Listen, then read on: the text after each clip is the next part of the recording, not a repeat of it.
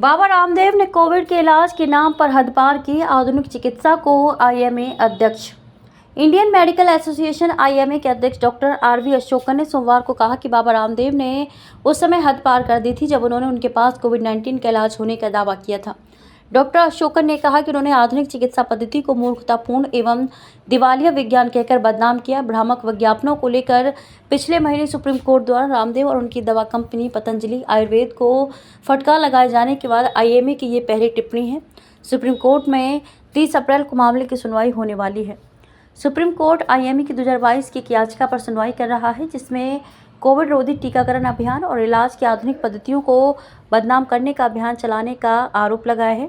अदालत ने पिछले महीने रामदेव, उनके सहयोगी आचार्य बालकृष्ण और पतंजलि आयुर्वेद लिमिटेड से भ्रामक विज्ञापनों पर उसके आदेशों का पालन नहीं करने के लिए सार्वजनिक रूप से माफी मांगने को कहा था। अशोकन ने यह भी कहा कि यह दुर्भाग्यपूर्ण है कि सुप्रीम कोर्ट ने आईएमए और निजी डॉक्टरों के तौर तरीकों की भी आलोचना की। उन्होंने कहा कि अस्पष्ट और अति सामान्य बयानों ने निजी डॉक्टरों को हतोत्साहित किया है। उन्होंने कहा कि हम ईमानदारी से मानते हैं कि उन्हें ये देखने की जरूरत है कि उनके सामने क्या सामग्री रखी गई है।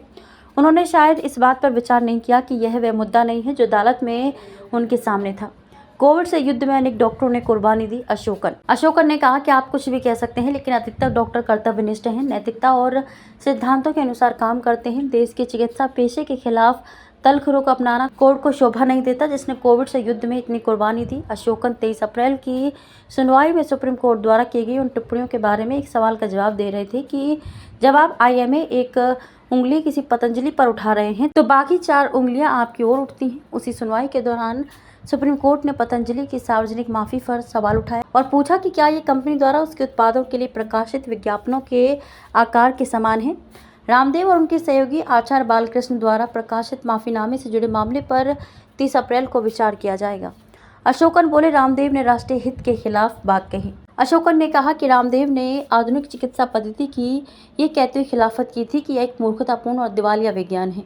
आईएमए प्रमुख ने कहा कि जब सरकार टीकाकरण कार्यक्रम चला रही थी तो रामदेव ने राष्ट्रीय हित के खिलाफ बात कही। उन्होंने कहा कि कोविड रोधी टीके की 2 डोज लेने के बाद 20,000 डॉक्टरों की मृत्यु हो गई। उनका कद इतना ऊंचा है कि आप जानते हैं कि लोगों ने उनकी बातों पर विश्वास किया। ये दुर्भाग्यपूर्ण था। ये पूछे जाने पर कि बड़ा नाम होने और राजनीतिक जुड़ाव होने के बावजूद आईएमए रामदेव से क्यों भिड़ी, इस पर अशोकन ने कहा कि उन्होंने हद कर दी। हम इस देश में बहुत लंबे समय से फालतू चीज़ों को बर्दाश्त करते रहे हैं। हमारा पेशा भी इसे बर्दाश्त कर रहा है और हमने कभी ऐसा नहीं चाहा।